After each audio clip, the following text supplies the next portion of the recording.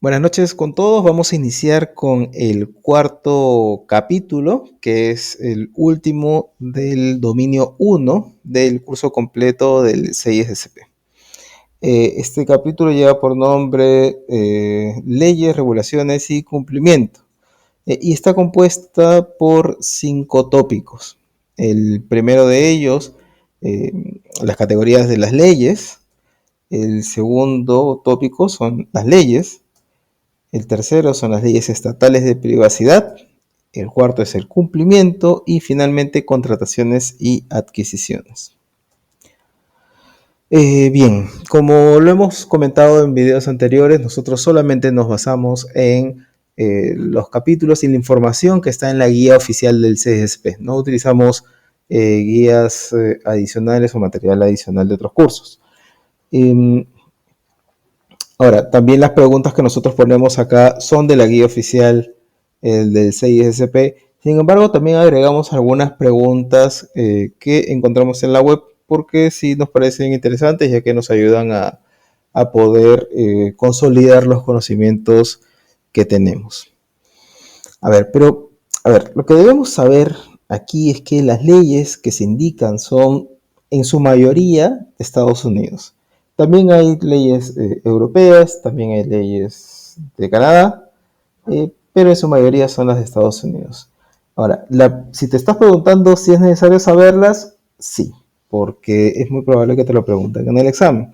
Ya sea que sea una respuesta correcta o ya sea que sea una respuesta o una opción para distraerte, sí es importante que lo sepas.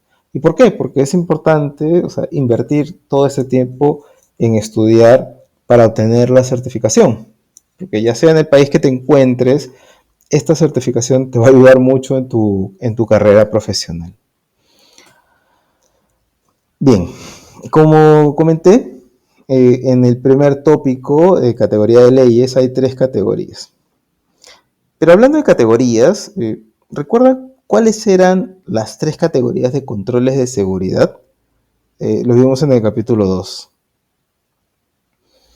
Bueno, si no lo recuerdas, son los del tipo administrativo, físico y técnico. En todo caso, podrían dar un paseo por el capítulo 2, que ahí lo explicamos junto con los tipos de controles que manejan el Blue Team. ¿Sí? Entonces, a ver, empezamos entonces respecto al primer ítem, ¿sí? Que es el derecho penal o criminal law, que está escrito en letras más pequeñas abajo. Eh, a ver, esta ley se utiliza cuando se han cometido asesinatos y demás, ¿sí? Y al cometerse estos actos pueden poner en la cárcel a una persona, ¿sí? Pero también hay leyes para el crimen cibernético, del que vamos a hablar en unos minutos, y por esos crímenes también pueden poner a una persona en la cárcel. Ahora, hablando un poco de estas leyes, se crean en el gobierno, o sea, en realidad eso es en cualquier país, no solamente en Estados Unidos. Eh, Pueden ser cambiadas por el Estado en sí en caso vean que son inconstitucionales. Recuerda que esos temas son muy críticos y si te ves envuelto en uno de estos temas debes contratar un abogado que te ayude. Respecto al cibercrimen, una dificultad que existe es la de definir la jurisdicción en donde se cometió el crimen, ya que los ataques normalmente son, digamos, la fuente viene desde otros países. Ahora, la siguiente categoría es la ley civil.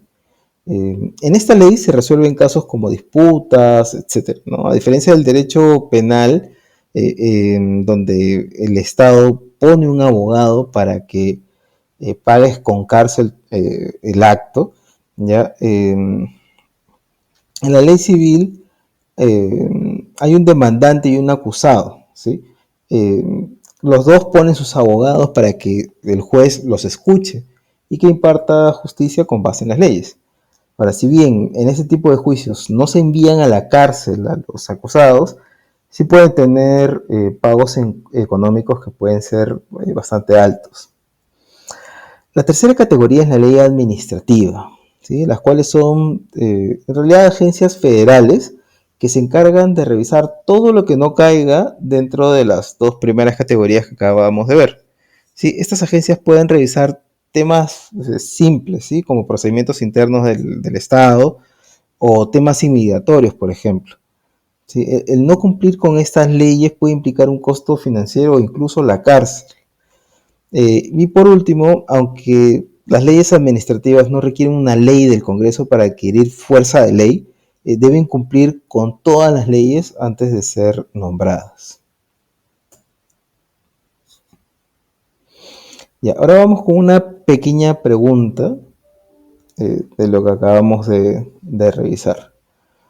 A ver, ¿qué tipo de ley no requiere una ley del Congreso para su implementación a nivel federal, sino que es promulgada por el Poder Ejecutivo en forma de regulaciones, políticas y procedimientos? La opción A es derecho penal, la opción B es ley común, la opción C es ley civil y la opción D es ley administrativa.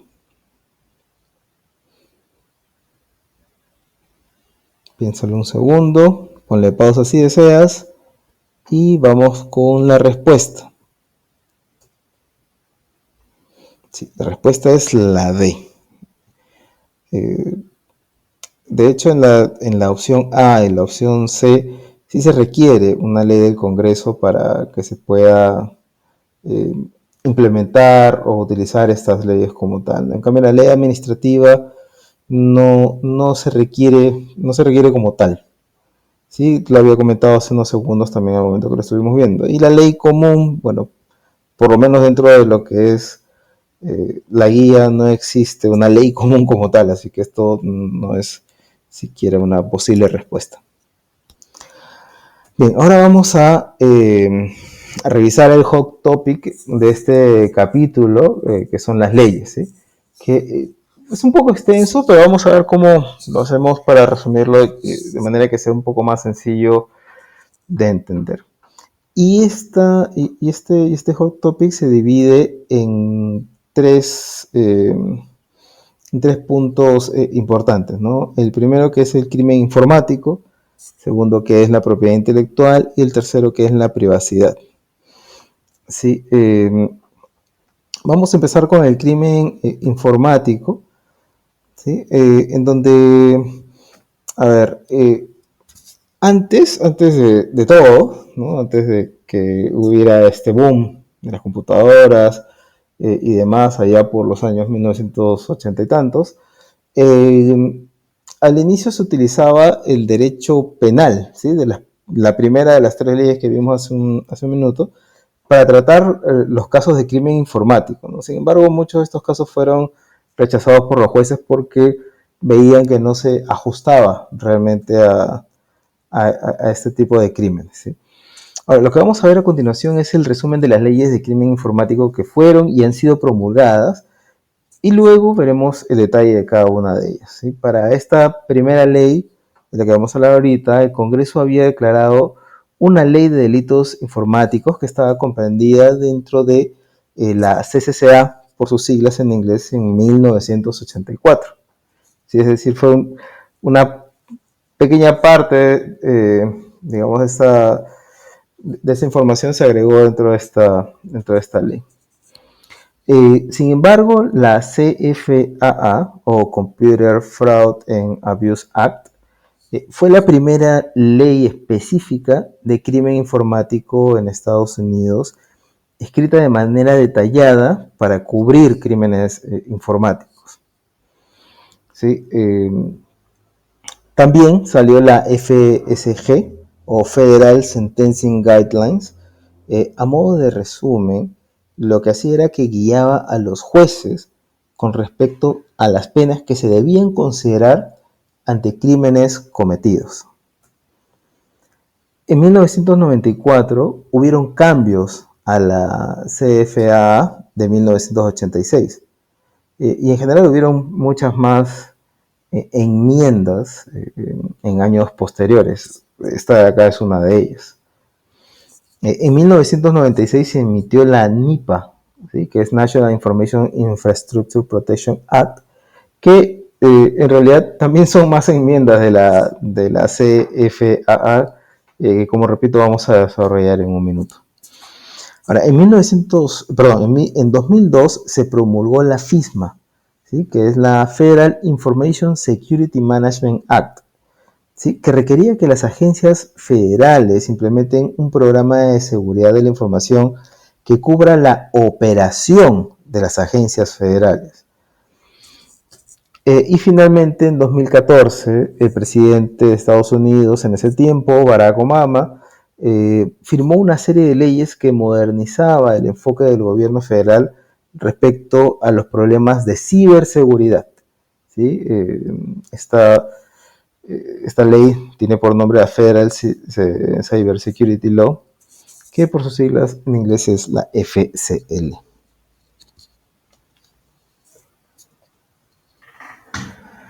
Ahora vamos a desarrollar cada una de las leyes que acabamos de resumir en este pequeño gráfico. ¿Sí? Y empezamos con la CCCA, que tenía ciertas disposiciones que indicaban que era un crimen realizar los siguientes actos, ¿no? Como por ejemplo, el primer punto es acceder a información clasificada o financiera en un sistema federal sin autorización o abusar de los privilegios que ya contaban. Recuerden bien, se refería al gobierno federal. El gobierno federal en Estados Unidos es, digamos, algo que cubre a todos los estados de Estados Unidos. Sin embargo, cada estado de Estados Unidos también tiene leyes autónomas, ¿sí? Hay que verlo de esa forma, ¿no? El gobierno federal es algo un poco más amplio que cubre a todos los estados, pero todos los estados también pueden tener su propia legislatura. El segundo punto importante dentro de esta ley era causar un daño mayor de $1,000 a una computadora del sistema federal. El tercer ítem dentro de esta ley era modificar registros médicos y cambiar diagnósticos o tratamientos de una persona, ¿no? Bastante grave. Y otro punto adicional era traficar las contraseñas de una computadora del sistema federal que afecte el tráfico del comercio interestatal. Ya, pero como comenté, el Congreso de Estados Unidos promulgó la CFAA, ¿no? Que era un poco más específica, y elevó el fraude o daño de los $1,000, como había comentado hace un minuto, a 5,000. ¿Sí? Pero también cambió el alcance respecto a esta primera ley, porque ya no solo comprendía sistemas federales, sino también comprendía cualquier sistema del gobierno de los Estados Unidos, ¿no? O sea, es decir, federal o estatal. Adicionalmente tenemos en la ley de guías de sentencias federales o Federal Sentencing Guidelines, por sus siglas en inglés, acá se dictaron 3 disposiciones. Y como repito, esta era una ley que guiaba a los jueces para saber cómo debían penalizar a una persona, ¿no? Entonces, la primera disposición es la regla de la persona prudente, ¿no? O como lo pongo en inglés, the Prudent Person Rule, ¿sí? Que requiere que los altos ejecutivos asuman la responsabilidad personal de garantizar el debido cuidado, ¿sí? La segunda disposición es que se permiten minimizar las penalidades o las penas en caso de que se demuestre que realmente se tuvo la debida diligencia y el debido cuidado. O sea, es decir, que se ayudaba de alguna forma al representante legal de esta empresa, siempre que se hayan puesto todos los controles, o sea, que la mesa directiva y en general la presidencia haya demostrado haber tenido el mayor de los cuidados en manejar o gestionar los sistemas de seguridad de la información. Y la tercera disposición es que se deben tener pruebas de la negligencia, ¿sí? En primer lugar, la persona acusada de negligencia debe tener una obligación legalmente reconocida. O sea, es decir, se debe tener el contrato donde se detallan las actividades dentro del rol para que fue contratado. ¿Sí? O sea, si van a acusar a una persona, no tiene que realmente ser contratado por la organización.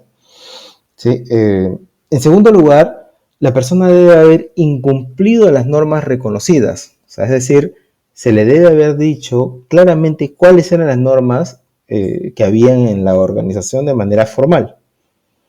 Y finalmente debe existir una relación causal entre el acto de negligencia y los daños posteriores, que podrían ser o que deberían ser en favor de esta persona que cometió esta supuesta negligencia.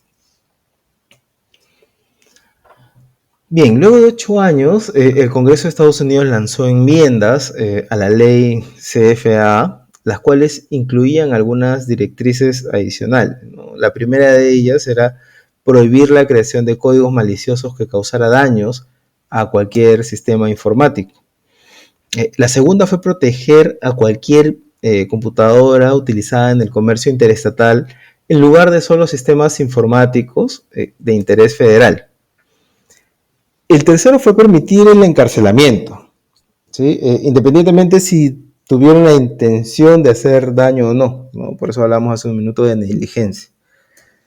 Y finalmente proporcionó autoridad legal para las víctimas y que puedan pedir alguna indemnización por daños y perjuicios. Ahora, como comentaba, adicionalmente hubieron más enmiendas en otros años, pero bueno, eso lo vamos a ir tratando ahorita mientras los vamos revisando. Y de hecho, una de ellas es la NIPA, ¿no? La que se brindó en 1996, en la cual buscaron ampliar más el alcance, ya no solamente como inicialmente era en el sistema, solamente para el sistema federal, también lo ampliaron hacia cualquier computadora en general del gobierno. Empezaron, o bueno, en realidad establecieron los siguientes puntos, ¿no? A ver, en esta parte de, a ver, en este segundo punto que dice protecciones de infraestructura, se refiere más a infraestructura ferroviaria, tuberías de gas, circuitos de telecomunicaciones o redes eléctricas, ¿no? Acá también ampliaron a sistemas ya de comercio internacional, ¿no? Ya no solamente interestatal, o sea, sino es que si había algún daño hacia algunos de estos sistemas, también caía en culpabilidad, ¿no? Y adicionalmente, al acto intencional o imprudente contra la infraestructura, considerado como un delito grave, ¿no? Como lo comentábamos hace un minuto. Bien, en el 2002 se promulga el FISMA, que busca implementar la seguridad de la información, pero como un programa para las operaciones de las agencias federales que abarcase también hacia sus proveedores, ¿no? Que llegara hacia los proveedores. Ahora, la NIS describe estos siguientes elementos para un programa efectivo de seguridad de la información, que son los que estoy detallando acá, ¿no?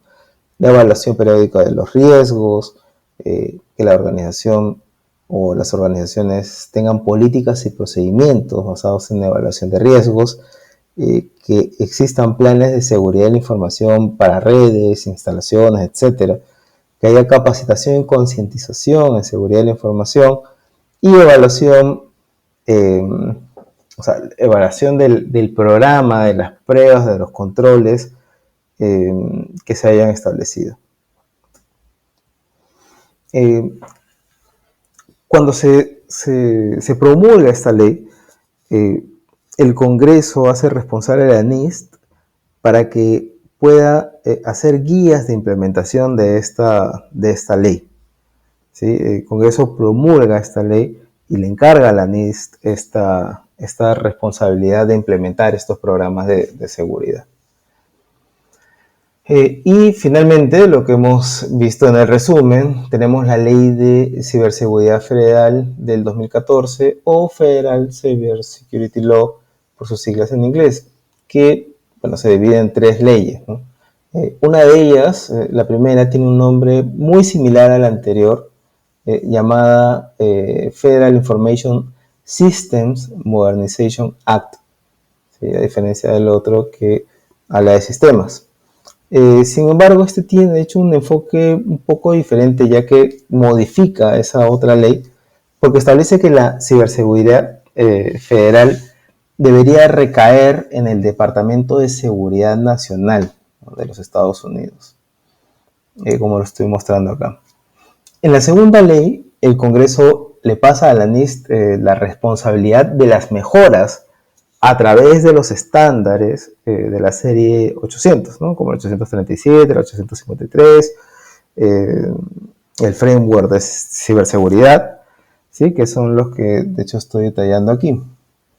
Y como tercera ley promulgada fue la de la Protección Nacional de Ciberseguridad, que establece que el Departamento de Seguridad Nacional cree un centro integrado, ¿no?, de comunicaciones a nivel nacional y que sirve como interfaz entre las agencias federales y las organizaciones civiles para compartir riesgos de ciberseguridad, incidentes, alertas, etc.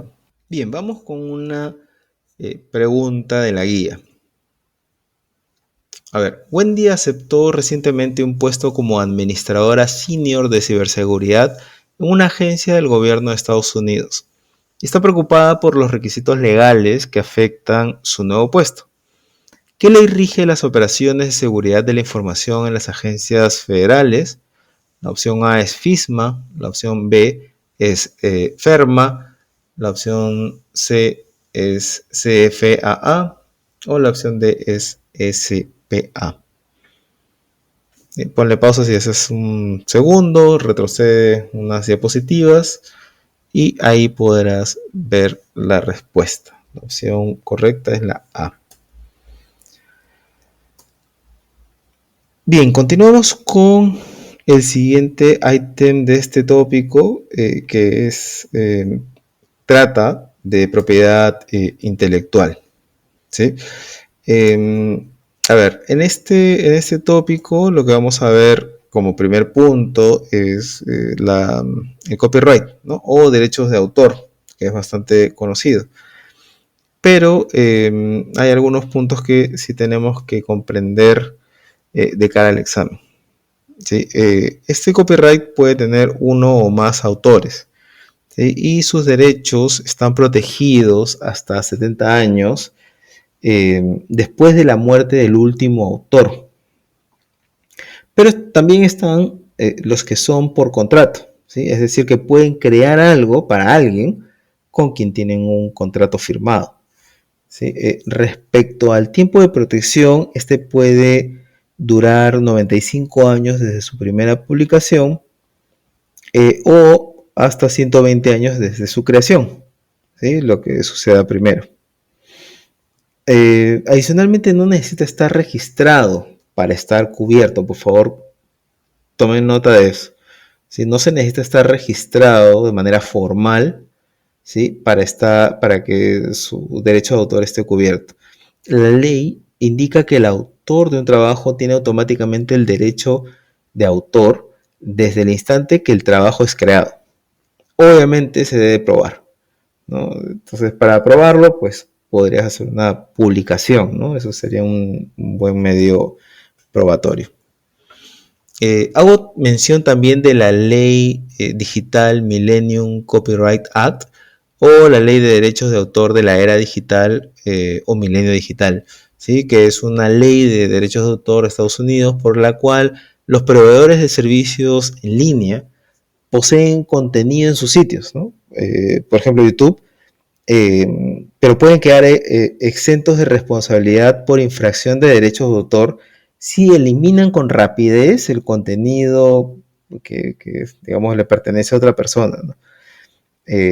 Por eso es que muchas veces en YouTube, cuando uno sube un video, ellos primero hacen una evaluación, ¿no? de derechos de autor.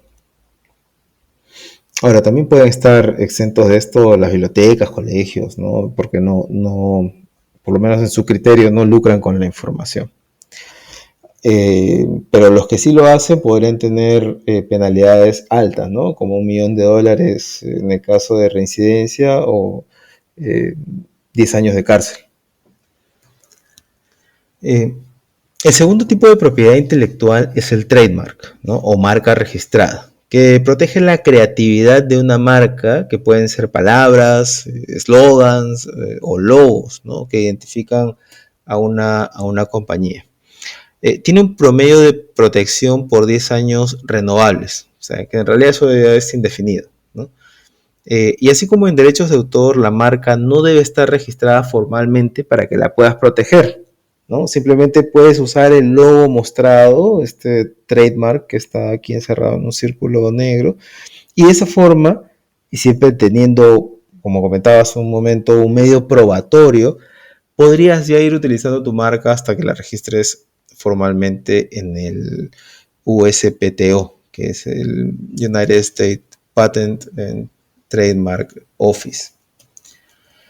Esta USPTO registra estas marcas de manera formal y a partir de ese momento tienen la opción de usar esa pequeña R encerrada en un círculo, ¿no? Esta oficina tiene dos requerimientos. La primera es que lo que se vaya a registrar no debe ser confuso, ¿sí? Debe ser claro. Y lo segundo es que no debe indicar o describir los servicios que se brindan en el nombre de lo que se va o de lo que se quiere registrar.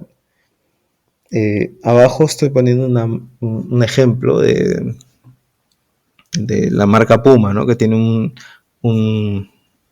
una R encerrada en un círculo, ¿no? Porque eso quiere decir que ya fue registrada.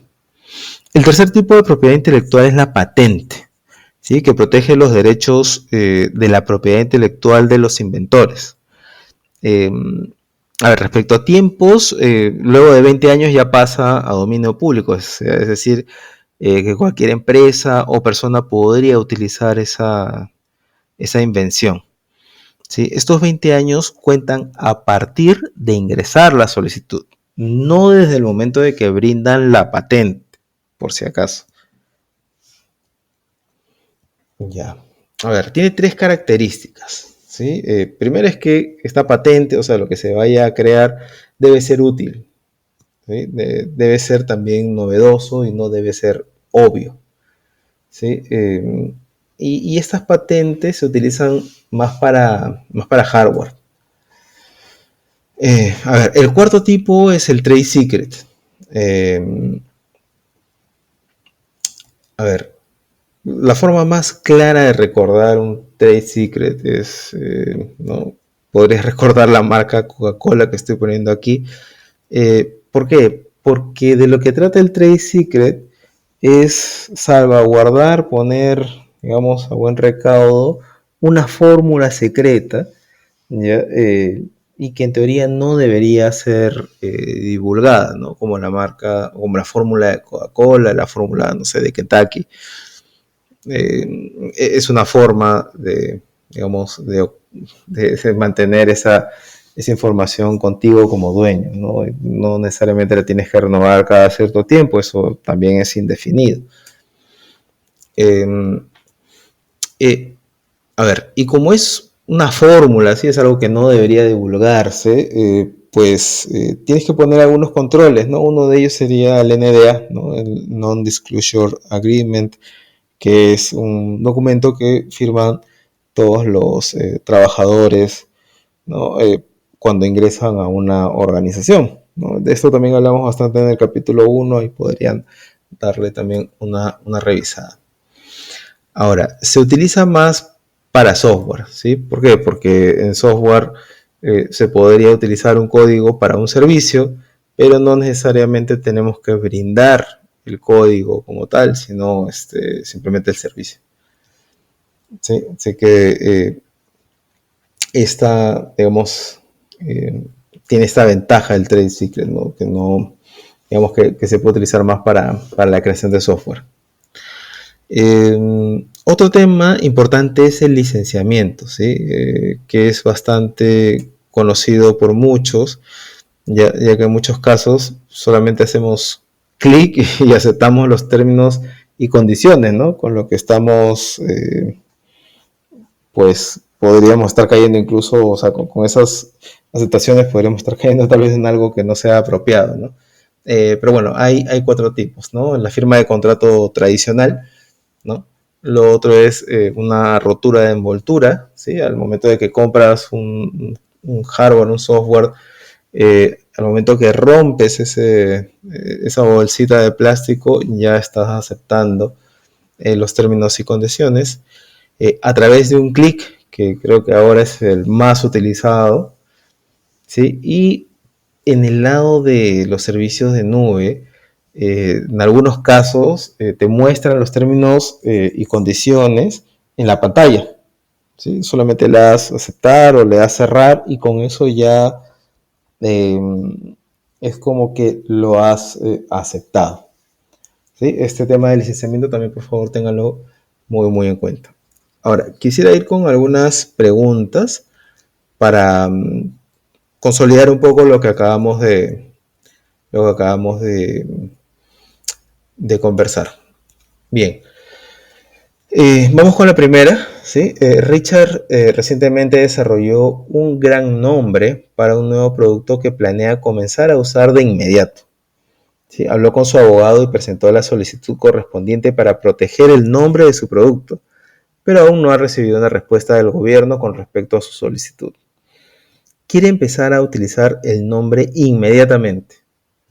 ¿Qué símbolo debería utilizar junto al nombre para indicar su estado protegido? Bueno, de todas estas, puedes regresar unas diapositivas atrás y ahí vas a poder encontrar la respuesta. Vamos con la siguiente pregunta.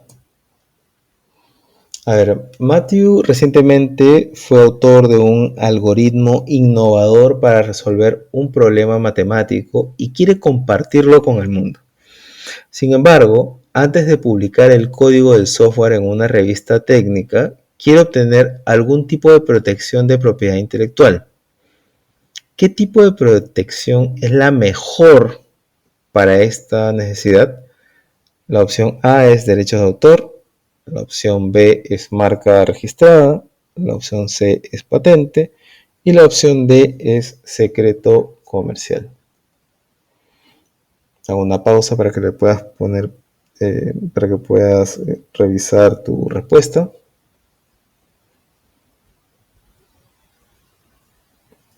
Bien, vamos con la siguiente pregunta. Mari es cofundadora de Acme Widgets, una empresa de fabricación. Junto con su socio Joe, ha desarrollado un aceite especial que mejorará drásticamente el proceso de fabricación de widgets. Para mantener la fórmula en secreto, Mari y Joe planean producir grandes cantidades de aceite, ellos mismos en la planta después de que los demás trabajadores ya se hayan ido. Quieren proteger esta fórmula durante el mayor tiempo posible. ¿Qué tipo de protección de la propiedad intelectual es la mejor ante su necesidad? La opción A es derechos de autor, la opción B es marca registrada, la opción C es patente y la opción D es secreto comercial. Hago una pausa. Bien, podrán aquí revisar las preguntas que hemos, las respuestas, perdón, de las preguntas que acabamos de revisar. Bien, chicos, ahora vamos a tocar la privacidad. En este punto vamos a tocar algunas leyes de Estados Unidos, algunas de Europa y una canadiense, ¿sí? Y vamos a iniciar con la de Estados Unidos, ¿sí? A ver, primero que todo, la base de las leyes que vamos a revisar están basadas en la Cuarta Enmienda, la cual prohíbe al gobierno de Estados Unidos revisar información privada de ciudadanos sin ninguna causa probable. Ahora, Voy a hacer un pequeño resumen rápido de cada una de todas estas leyes eh, que, que se indican en la guía. ¿Sí? Entonces empiezo con la ley de privacidad, que es la primera, Privacy Act de 1974, que indica que las agencias del gobierno eh, mantengan solo los registros necesarios que requieran de los usuarios y que luego determinadas estas actividades destruyan esa información. ¿Sí? La siguiente es la ley de privacidad de comunicaciones electrónicas, ¿sí? Que establece que es un delito invadir la privacidad electrónica de una persona, ¿sí? Como un correo eh, o algo así. El siguiente es la ley de asistencia de comunicaciones para las fuerzas del orden, ya, que exige que los proveedores de comunicaciones hagan eh, posible la escucha de llamadas telefónicas para las fuerzas del orden, o sea, para que las fuerzas del orden, perdón, con una orden judicial, eh, puedan hacer uso de esta información. ¿Sí? La siguiente es la ley de espionaje económico, ¿sí? Que amplía la definición de propiedad, ¿sí? Para incluir información económica dentro de este concepto, de modo que el robo de información económica, pueda considerarse un tipo de espionaje. La siguiente es la Ley de Responsabilidad de Portabilidad del Seguro Médico, el IPA. ¿Sí? A ver, esta ley introdujo varios cambios en otras leyes anteriores. ¿Sí? Dispone de normas de privacidad y seguridad que exigen medidas estrictas de seguridad, valga la redundancia, para hospitales, eh, compañías de seguros, incluso para los mismos médicos, que procesan información o almacenan información médica de las personas. Sí, acá hay un tema adicional, y es que cualquier proveedor o empresa que trabaje con hospitales o compañías de seguro y que maneje información médica protegida, deben estar asociados a un contrato firmado conocido como Acuerdo de Socio Comercial o BAA, por sus siglas en inglés. Ya, por favor, tengan en consideración este punto. Ahora, la siguiente es la Ley de Tecnología de la Información Sanitaria para la Salud Económica y Clínica o HITECH, ¿sí? Que es por sus siglas en inglés, las estoy detallando aquí. Eh, esta actualiza la ley, la IPA, la ley anterior, ¿sí? Desde el lado de seguridad y, dispone que todos los proveedores eh, también deban estar sujetos a la IPA. O sea, no solamente los hospitales, las compañías de seguros, sino también sus proveedores que manejan información de personas, también estén sujetos a esta ley. La siguiente es la Ley de Protección de la Privacidad Infantil. Eh, Tiene tres características esta ley. ¿Sí? Primero es que los sitios web deben tener un aviso de privacidad que indique claramente los tipos de información que recopilan y para qué se utiliza. ¿Sí? Incluso si alguna información se pueda o sea divulgada a terceros. Eh, a ver, El aviso de privacidad también debe incluir información de contacto de los operadores del sitio, o sea, es decir, la página web debería indicar cómo contactarlos, ¿no? Ante algunas consultas sobre qué información se le ha brindado, ¿no? A un menor. Ahora, también se puede o se debería brindar a los padres la oportunidad de revisar cualquier información recopilada de sus hijos y eliminarla permanentemente del historial o de los registros, ¿sí? Y finalmente, los padres deben dar su consentimiento, pues, en el mejor caso por escrito, para recopilar la información de niños menores de 13 años, ¿sí? Eh, Esto es respecto al COPA. ¿Sí? La siguiente es la ley Graham-Leach-Bliley de 1999, que incluía una serie de limitaciones sobre los tipos de información bancaria, o sea, limitaciones para el uso del tipo de información bancaria, que pudieran intercambiarse incluso entre otras, digamos, sedes o sucursales de la misma corporación, y exigía que las instituciones financieras proporcionaran políticas de privacidad escritas a todos sus clientes. ¿Sí? La siguiente es la ley Patriota, ¿sí? Que nació como respuesta a los ataques del 2001. ¿Sí? Esta ley permitía a las autoridades obtener autorización general de una persona para luego monitorear todas sus comunicaciones, ya sea las que esta persona generaba o las que le llegaban. La siguiente es la Ley de Derechos Educativos y Privacidad de la Familia. ¿Sí? Esta es otra ley de privacidad que afecta a cualquier institución educativa que acepte cualquier forma de financiación del gobierno federal. ¿Sí? La mayoría son escuelas. Y finalmente la ley de disuasión del robo. Esta ley convierte el robo de identidad en un delito contra la persona cuya identidad fue robada, ¿no? Y establece sanciones penales incluso y de pena privativa de la libertad hasta por 15 años. De todas las que hemos hablado, las que probablemente te puedan venir como parte de o sea, como una respuesta en el examen, son estas tres que estoy mostrando acá, ¿no? La HIPAA, la HITECH y la FERPA, ¿sí? La que está relacionada a la salud y las que están relacionadas a la familia. Así que, si desean, pueden regresar unos segundos antes para que puedan tener un poco más de detalle, pero con que sepan que es seguro, o perdón, que sean temas médicos, que sean temas de familia, creo que sería suficiente.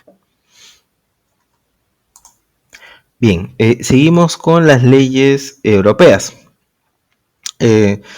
Estas dictan medidas que deben implementarse para proteger los datos personales de ciudadanos europeos. En realidad hubieron dos. La primera, que es la DPD, o la Data Protection Directive, y la segunda, que es la GDPR, que en realidad es una actualización de la primera, pero que tiene mucho más detalle. Sí, esto se hizo en el 2018. A ver.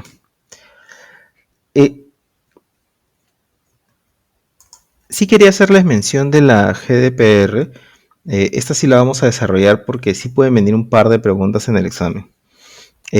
A ver, esta nueva ley, ¿sí?, se aplica a todas las organizaciones que recopilan datos de residentes de la Unión Europea, o ya sea que procesen información de este tipo. ¿Sí? Es importante mencionar que esta ley se aplica incluso a organizaciones que no tienen su sede en Estados Unidos, perdón, en la Unión Europea, pero que recopilan información sobre los residentes. O sea, no necesariamente tengo que estar dentro de la Unión Europea, pero por el simple hecho de utilizar o trabajar información de ciudadanos de la Unión Europea, ya debo cumplir con esta ley. ¿Sí? Ahora, ¿cuáles son las disposiciones de la GDPR? ¿Ya? A ver, está la legalidad, equidad y transparencia. ¿Sí? Acá lo que indica es que debes tener una base legal para procesar información personal de estos ciudadanos, y que no debes ir, digamos, en detrimento de la persona o indicar información que no sea correcta. ¿Sí? El segundo punto es que tenga un propósito limitado. ¿Sí? O sea, es decir, debes documentar e indicar claramente el propósito por el cual recolectas la data, para limitar tus acciones a lo único que necesitas. Un siguiente punto es la minimización de datos, ¿sí?, que indica ahí que se debe procesar la información de manera adecuada y limitada a tu propósito. Un siguiente punto es la exactitud, ¿sí?, que indica que la data que estás recolectando y estás procesando debe ser actualizada, ¿ya? Y borrar y borrar información que no esté actualizada, que pueda ser realmente inexacta, ¿no? Eh, Tres puntos adicionales aquí, que es lo que solicita la GDPR, ya es la limitación de almacenamiento.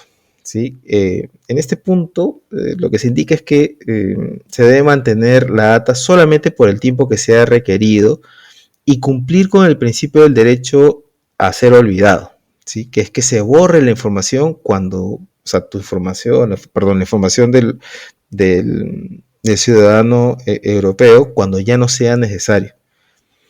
¿Ya?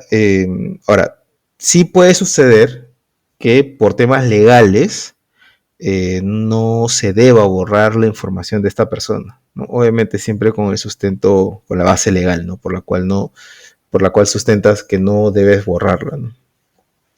Un segundo punto es un siguiente punto es la seguridad, que indica que debes aplicar controles para proteger la confiabilidad y la integridad, como por ejemplo encriptación, ¿no? Eh, y finalmente la responsabilidad, ¿sí? Que indica que debes hacer, eh, o sea, tienes que hacerte responsable por la información que has procesado y demostrar todo el cumplimiento de lo que hemos hablado hace un momento, ¿no? Respecto a temas de seguridad, limitación de almacenamiento, exactitud, legalidad, liquidez, etc. Ahora, hay un tema adicional con el GDPR que es el intercambio de información transfronterizo, eh, ya que es una de sus principales preocupaciones, ¿no? Cuando se transfiere la información desde la Unión Europea hacia otros países. Ahora, las organizaciones que realizan esto, o sea, que manejan esta información entre la Unión Europea y otros países, pueden adoptar dos opciones, ¿sí? La primera es utilizar una cláusula contractual estándar con la Unión Europea, ¿sí? Para indicar que la información está siendo transferida hacia afuera de la Unión Europea. ¿Sí? Y la segunda es utilizar normas corporativas vinculantes que regula el intercambio de esta información, pero entre sedes internas de una misma compañía. De nuevo, tiene que ser aprobado por la Unión Europea. Sí, a ver, aquí como comentario, antes había un acuerdo entre la Unión Europea y Estados Unidos, ¿sí? Se llamaba Privacy Shield. Sin embargo, esto fue observado por la Unión Europea, no cumplía sus estándares, ¿ya? Y actualmente ya no es válido, ¿sí? Ya que, digamos, se podrían utilizar estas dos opciones de las que estoy hablando o de las que acabo de mencionar, ¿no? Que son las cláusulas contractuales estándar y las normas corporativas vinculantes. Ahora, en caso de una fuga de información o un data breach, la organización cuenta con 72 horas para reportar este incidente a a la Unión Europea a partir de que se dé cuenta de que ha sucedido este data breach. ¿Sí? Así que por favor tenganlo en consideración. Eh, También están las leyes canadienses, bueno, que en realidad es una de las que vamos a hablar aquí, y que es la Ley de Protección de Datos Personales y Documentos Electrónicos de Canadá, o también llamada PIPEDA. Como comentaba, perdón, también tenemos la Ley de Protección de Datos Personales y Documentos Electrónicos de Canadá, o también llamada PIPEDA, por sus siglas en inglés, que es una ley que afecta pues, el procesamiento de datos de ciudadanos residentes en Canadá, ¿no? Lo mismo que con la Unión Europea, solo que en Canadá. Bien, ahora, las organizaciones también deben conocer las leyes aprobadas por cada estado, ¿sí? Como comentaba, o al inicio se consideraban este tipo de leyes más que todo para, digamos, el estado o el gobierno federal, ¿no? Sin embargo, luego se amplió el alcance hacia, digamos, cualquier gobierno de Estados Unidos. Ahora, cuando una organización trabaja en un estado, tiene que conocer cuáles son las leyes aprobadas por estos estados desde el punto de vista de seguridad de la información. ¿Sí? O sea, en general la jurisdicción en la que se están sometiendo al momento de trabajar en ese estado. ¿Sí? Hay un ejemplo bastante claro que es la Ley de Privacidad del Consumidor de California, y ahí solicitan, acá estamos poniendo 4 puntos, pero en realidad son más, pero con esto sería suficiente, ¿no? Es el derecho a saber qué información recopilan las empresas es sobre los usuarios. También el derecho al olvido. El otro es el derecho a optar por no participar en la venta de su información. ¿Sí? Y el otro es el derecho a ejercer sus derechos de privacidad sin temor. ¿Sí? Entonces estos son puntos que una organización debería conocer y, digamos, no pasarlas por alto, ¿no? Porque también tiene que estar sujeta a las leyes del estado donde se encuentra. Ahora vamos con el tema de cumplimiento.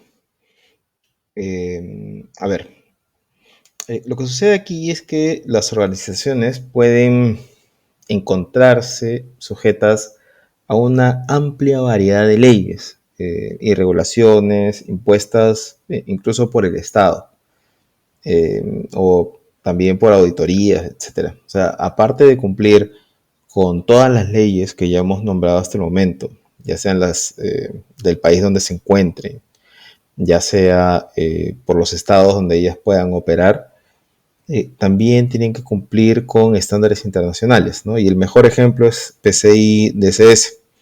¿Y por qué PCI DSS? Porque este es un estándar que trabaja con datos de tarjeta. Entonces, si es un banco que está, eh, no sé, tiene operaciones en Nueva York, pues tiene que cumplir con todas las leyes que están relacionadas a temas de seguridad de la información, también con las leyes que están relacionadas a seguridad de la información, pero del estado donde se encuentran, ¿sí? Y si comparte información de ciudadanos de la Unión Europea, también tiene que cumplir con todas esas regulaciones. Y si trabaja con datos de tarjeta, tiene que cumplir con la norma PCI DSS. ¿Sí? Entonces, este es el mejor ejemplo. ¿Por qué? Porque pueden estar sujetas a auditorías, ¿sí? Como se indica en la guía, y tiene que cumplir con todos estos puntos que hemos comentado, ¿no? Y eso podría generar que le quiten alguna licencia para operar, como lo habíamos visto en el capítulo 1, ¿no? Entonces, estos puntos son muy importantes que tenemos que recordar de cara al examen. Finalmente, están las contrataciones y adquisiciones, ¿sí? En este punto lo que debemos hacer es implementar revisiones y controles de seguridad en el proceso de adquisición que tenemos con los proveedores, ¿sí?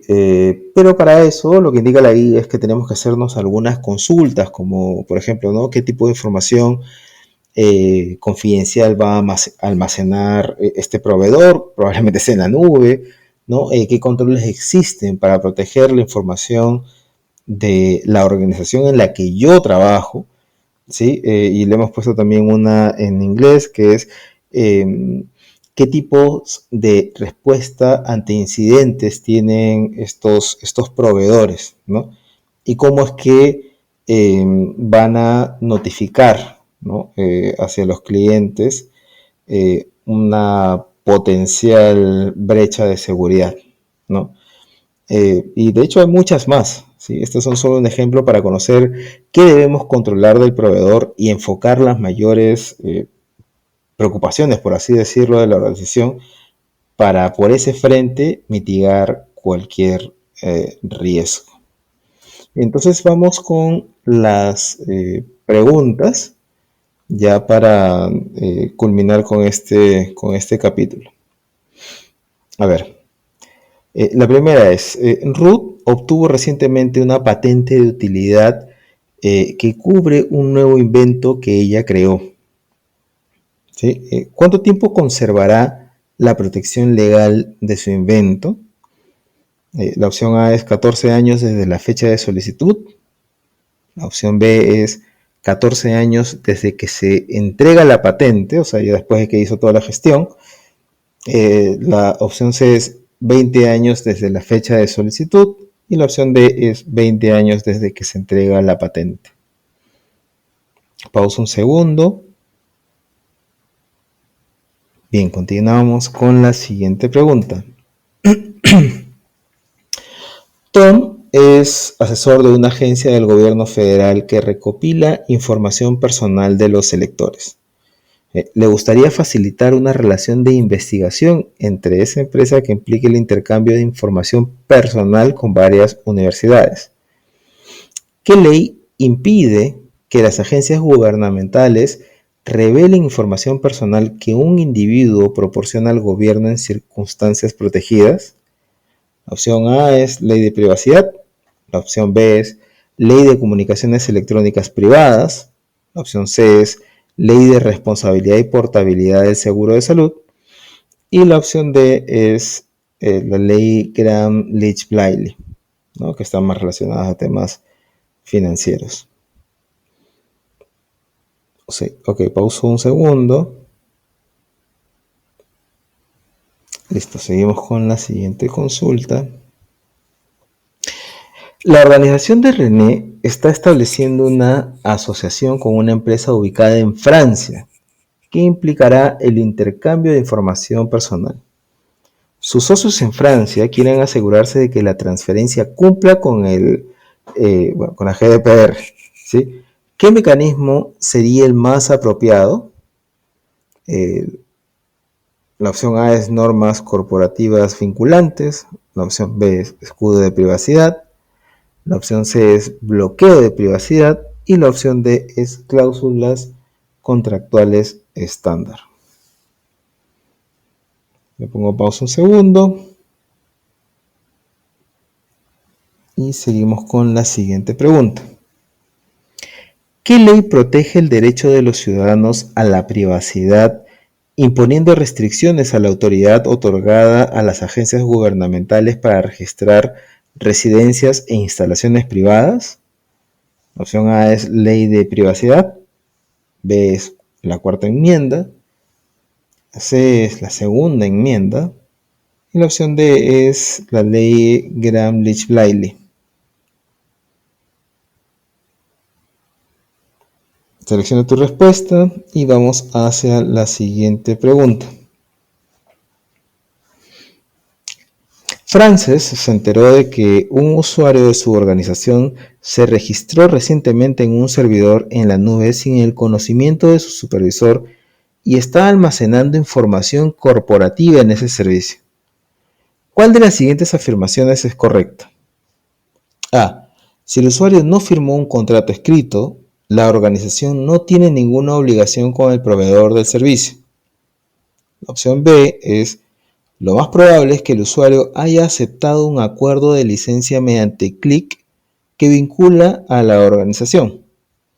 La opción C es: las acciones del usuario probablemente violen la ley federal. Y la opción D es: las acciones del usuario probablemente violen la ley estatal.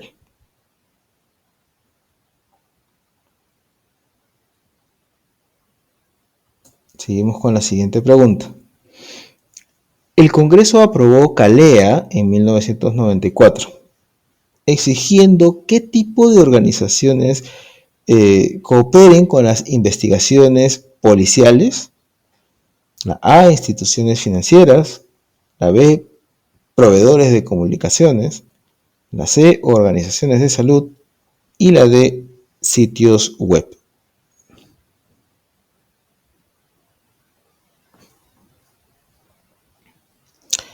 La siguiente pregunta. ¿Cuál de las siguientes opciones calificaría como una excepción al derecho a ser olvidado del Reglamento General de Protección de Datos o GDPR? A. Para el establecimiento, ejercicio o defensa de reclamaciones legales. La opción B. Los datos personales han sido tratados y recogidos lícitamente. La opción C. Por razones de interés privado.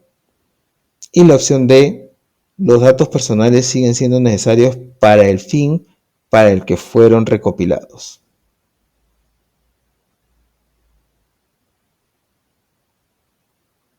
Vamos con la siguiente pregunta y la última.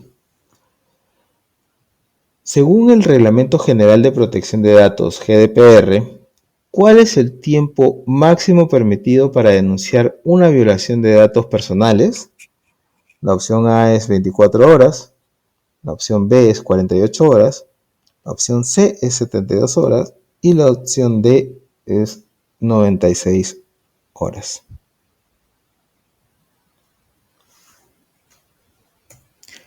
Bien, te dejo esta última PPT con todas las respuestas de las preguntas que acabamos de ver ahora último.